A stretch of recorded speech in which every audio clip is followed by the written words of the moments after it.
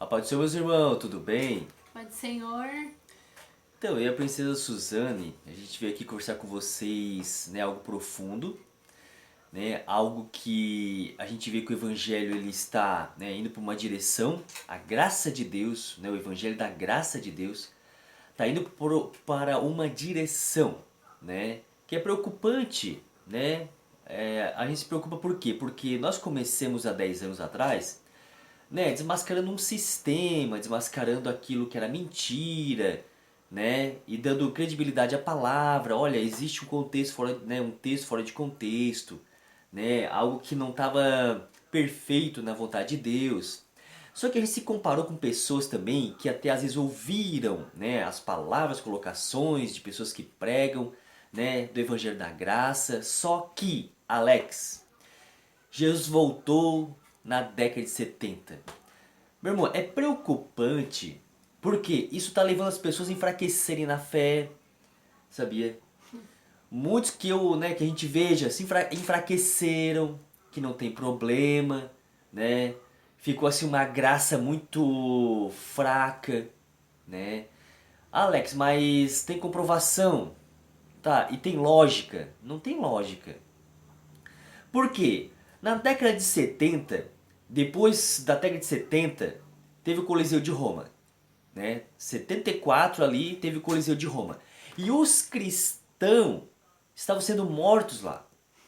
Muitos cristãos estavam sendo mortos, perseguidos, mas Jesus não voltou.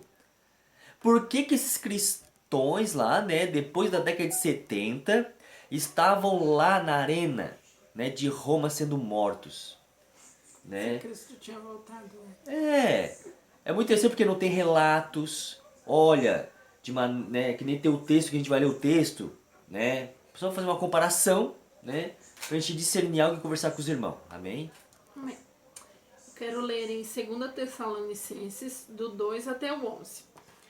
Ora, irmãos, rogo-vos pela vinda do Senhor Jesus Cristo e pela nossa reunião com Ele, que não vos movais facilmente do vosso entendimento, nem vos perturbais, quer por espírito, quer por palavra, quer por epístola, como de nós, como se o dia de Cristo estivesse já perto. Ninguém de maneira alguma vos engane, porque não será assim sem que antes venha a apostasia e se manifeste o homem do pecado, o filho da perdição, o qual se opõe e se levanta contra tudo que se chama Deus ou se adora. Vamos só pegar um detalhe aqui. O tempo da apostasia não será assim sem que antes venha a apostasia. Então, é algo interessante porque que apostasia que ia ter naquela época, vocês não podiam nem pregar, entende? Eles não podiam nem falar, né? O evangelho não podia, né? Porque era uma perseguição em cima deles, não podia alguém chegar lá até esse tempo da apostasia, que o evangelho seria apostatado, entende? Não tinha como naquela época o evangelho ser apostatado. Apostatado no quê? Pra quê? Como assim? Né? Apostatado.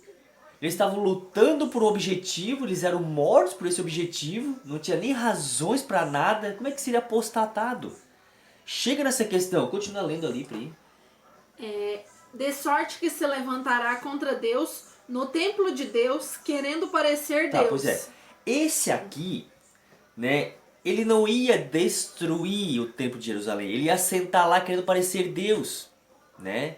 Ele iria lá, né, querendo ser Deus, né, querendo, né, se aparecer com Deus no templo de Deus. Mas não, esse aqui, lá na década de 70, eles destruíram.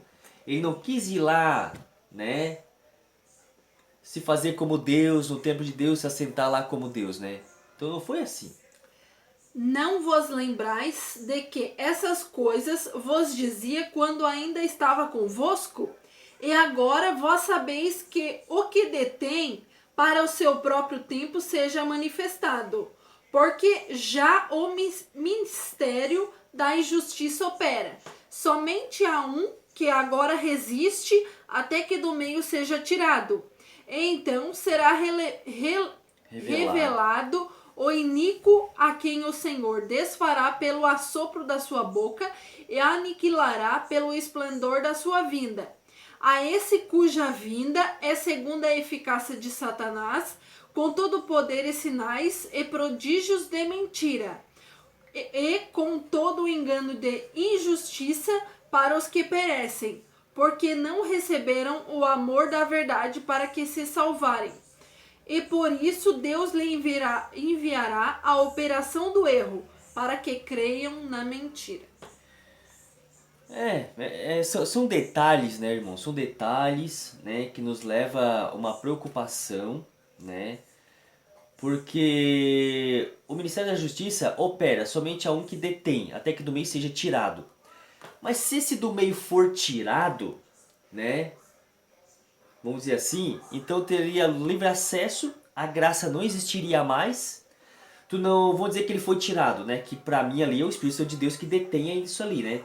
Mas se ele já foi tirado, que a salvação hoje tudo já é liberado, que pelo que eu saiba, né, que nem tem uns cartazes aí, né, que nós não temos mais pecado, não existe mais pecado. Entende? É por isso, quem prega hoje que Jesus veio na década de 70 é como se o Espírito Santo já tivesse tirado, como se o pecado não existisse mais. E tu pode estar na graça, pode andar como o mundo, pode... Meu irmão, não é assim. Não é dessa forma. Sabe por quê? Nós temos que dar conta, nós como igreja. Se fosse assim, se Jesus já veio para o seu povo, princesa Suzane, o que é que você está esperando? Que objetivo? Né? O porquê que você está santificando a tua vida? Por que, que o Espírito Santo de Deus ainda está convencendo pessoas? Por que, que a maldade ainda existe? Não teria lógica. Não tem lógica. Não tem lógica, né? Isso é para esfriar as pessoas, né? É para dizer assim que não tem mais objetivo, porque para que eu vou me santificar? Para que o Espírito Santo vai me convencer se Jesus não vai voltar mais? Ou você não, ou você acha que você não vai ter um encontro com ele? Você não vai encontrar com ele? Meu irmão, ele exige da noiva. Sabe o que Jesus fala? Olha só. Sabe quem é esse autor da graça? Sabe esse Cristo, né, que pertence à igreja dele exige? Se o teu olho escandalizar, arranque fora. Se a tua mão escandalizar, arranque fora. Então, ai daquele por qual vem um escândalo, né? E mudirina que nem o Mateus, pega lá o Mateus 24, né, que pra mim também é essencial nessa colocação aqui. Mateus 24, 4, a seguir. E Jesus respondendo disse-lhes: Acautelai-vos, que ninguém vos engane, porque muitos virão em meu nome dizendo: Eu sou o Cristo, e enganarão a muitos. Naquela época tinha isso? Naquela época teria isso? E ouvireis de guerra e rumores de guerra. Olhai, não vos assusteis, porque é mister que tudo aconteça, mas ainda não é o fim. Que guerra que tinha naquela época lá? Que guerra? Nação contra nação, reino contra... Não, pode continuar, pode continuar. Porque se levantará nação contra nação, reino contra reino, e haverá fomes, pestes, terremotos em vários lugares. Mas todas essas coisas são os princípios das dores. Então vos hão de entregar para seres atormentados e matar-vos-ão, e sereis odiados de todas as gentes por causa do meu nome. De todas as gentes, por causa do meu nome.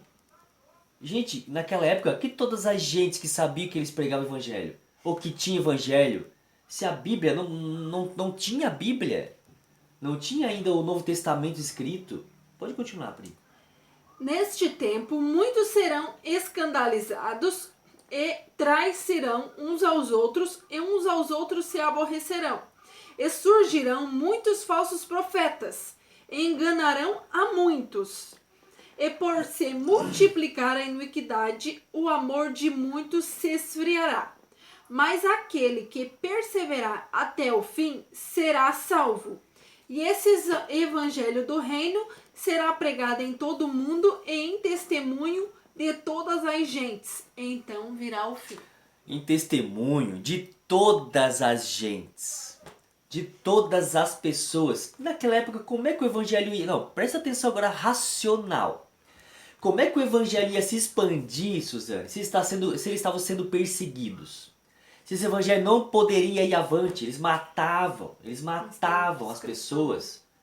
Só veio, né, hoje sim, nós podemos dizer, na nossa geração nós estamos vivendo, que alguma coisa pode acontecer pelo, né, expansão do evangelho, pelos sinais que estão acontecendo, porque hoje dificilmente uma pessoa não vai conhecer o evangelho. Essa graça que nós pregamos também, esse evangelho do reino que nós pregamos, que lá para mim né, a estátua de Nabucodonosor é esse evangelho, né, o último reino, né, que cresceu uma grande pedra, né, que encheu toda a terra, né, que esse era o evangelho do reino, que é isso que nós estamos pregando, o evangelho da graça de Deus. Esse evangelho, né, seria pregado em todo o mundo, como está sendo pregado. Então, somente hoje, na nossa época, que eu poderia dizer que a vinda de Cristo está próxima. Naquela época não tinha lógica. Naquela época, a única época, né, que não poderia acontecer era naquela. É impossível, daí a pessoa enfraquece. Ô Pri, os sinais. Nação contra nação, reino contra reino.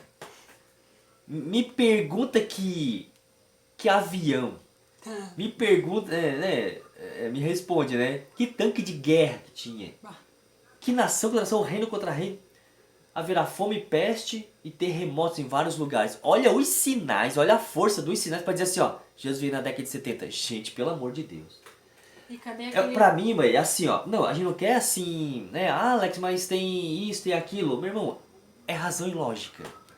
Muitas pessoas enfraqueceram, muitos estão cambaleando. E presta atenção, eles enganariam a muitos. Enganariam a muitos, até mesmo os escolhidos eles iam enganar. Mas não, meu irmão. Eu sou a igreja, eu me apresento como igreja, eu tenho que dar um bom testemunho de Cristo como igreja. Né? Mas daí assim, ó, não, Alex, esses textos, essa cobrança do noivo não existe mais, porque hoje estamos na graça.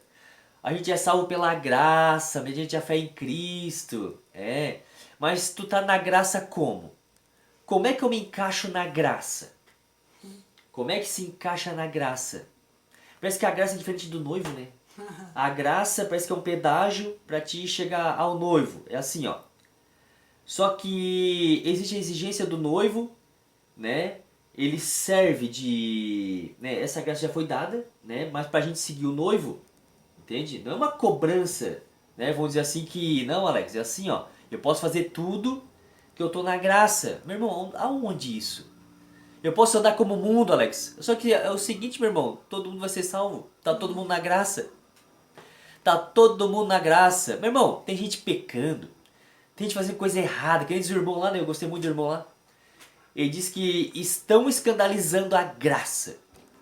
Para mim, um dos escândalos da graça é dizer que Jesus veio na década de 70.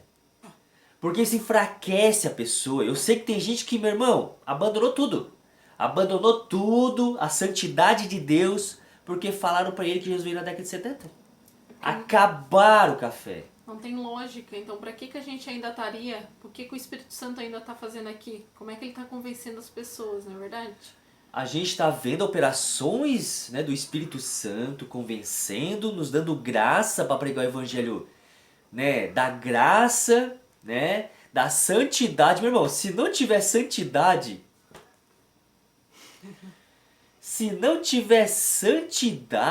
já vi isso, vamos comparar o céu. Vamos comparar, porque vai ter essas colocações assim, né? Porque, meu irmão, se fosse assim tão fácil, né? Jesus, meu irmão, né, teria pago um alto preço. Nós, né, precisaria tudo isso. Mas por que estão pregando o evangelho hoje se são todos salvos pela graça? Por que estão pregando o evangelho? Né? Meu irmão, Jesus já veio na década de 70, não vai vir mais. O milênio já aconteceu. Apocalipse 16, Alex, já aconteceu. 14 já aconteceu. 15 já aconteceu. Meu irmão, que engraçado, né? É assim, ó, é porque o evangelho, para essas pessoas que creem nisso, não faz mais sentido. Entende? Não faz mais sentido. É interessante porque é hoje que nós temos Bíblia, Hoje que nós temos, né, rede social, hoje que nós poderíamos estar pregando, né, a vinda de Cristo, esfriaram tudo pregando. Meu irmão, presta atenção, meu irmão. Tu acha que não é preocupante? É preocupante. É preocupante. Não, Alex, mas tem comprovação disso, daquilo. Meu irmão, mas não tem lógica.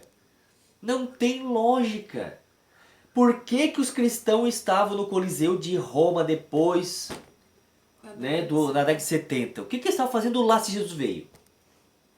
Jesus não voltou para pegar a sua igreja? O que que a igreja estava fazendo no Coliseu de Roma? Para ser mortos por, né, por leões, né, muita perseguição. Cadê o relato? Né? Alguém um dia tinha que ter, porque Deus não deixa nós enganar. Cadê o relato dessa vinda de Cristo? Eu sei que os 40 dias de Jesus terminaram, né? Com certeza a religião tirou fora, porque os 40 dias de Jesus com certeza iam ensinar o que a religião não gostava. Mas não tem relatos, né, que ele veio na década de 70. Seria algo muito, né, contraditório em algumas questões. Que apostasia que teria naquela época? Se nem Bíblia tinha. Que apostasia? Como é que eu vou fazer uma apostasia se não tinha Bíblia? Né? Ah, porque não sei quem falava, quem falava. Meu irmão, a Bíblia hoje, que nem a Bíblia diz, né? Quando vier o que é perfeito, o que é em parte será aniquilado. O perfeito hoje é a palavra, que tu entende ela. Eu não sou mais menino. Hoje eu sou, né? Eu sei o que eu estou falando, eu sou maduro, eu sou homem. Né? Eu acabei com as coisas de menino porque eu conheço a palavra, eu não sou bobo nem nada. Hoje sim eu consigo entender as razões, ninguém mais me engana, né? Porque hoje tem a palavra, né? Mas, né, infelizmente, né, porque a gente tem que cobrar, que nem eu tenho que cobrar isso, porque a gente começou há 10 anos atrás, né? Que Deus deu essa graça da gente mostrar o evangelho, né, da graça de Deus, mas sempre esperando o noivo, com esperança no noivo, santificando a vida pro noivo, tendo temor ao noivo, mas hoje o temor foi embora porque ele já voltou na década de 70. É isso que não dá pra entender, gente. Então, ele cobra da gente? Cobra, né? Cobra mesmo. E se ele tem um plano na minha vida, meu irmão, pra pregar, pra falar assim, meu irmão, eu não posso deixar isso passar. Porque a gente quando começou não foi fácil. Hoje vocês estão comendo tudo mastigadinho. Porque a gente passou as opressões, a gente passou as tribulações, a gente passou, né, as perseguições religiosas, a gente enfrentou o sistema sozinho na época. Não tinha internet. Nós pegamos a Bíblia, Deus, Espírito Santo, Cristo, né, para nos ensinar, nos guiar. E, né, a força veio de Deus para a gente batalhar para o Evangelho. E hoje estão dizendo que Jesus veio na década de 70. Entende? Isso que complica. E nós com responsabilidade, nós estamos cobrando uma santidade, né? As 10 virgens, as 5 loucas e 5 prudentes. Meu irmão, seja prudente. Esse é o alerta de Deus para sua noiva. Não seja louca. Seja prudente ao noivo. Né, princesa Suzane? Amém, meus irmãos? Fica na paz. Vai dar quase 20 minutos aí de vídeo, né? Amém? Deus abençoe, né? E a gente tá aí, irmão, né? Deixa daí o Espírito Santo trabalhar, o Espírito Santo convencer, né? Examinando muito bem a Escritura, os detalhes da Escritura. Não será assim, meu irmão. Sem que antes venha a apostasia e se manifeste o homem do pecado, o filho da perdição. Entende? Não será assim sem que antes venha a apostasia. A apostasia maior que nós estamos vivendo é hoje, né? Que a gente está vendo as instituições de apostasia. Amém, meus irmãos? Deus abençoe, fica na paz, que Deus abençoe. Amém? Amém.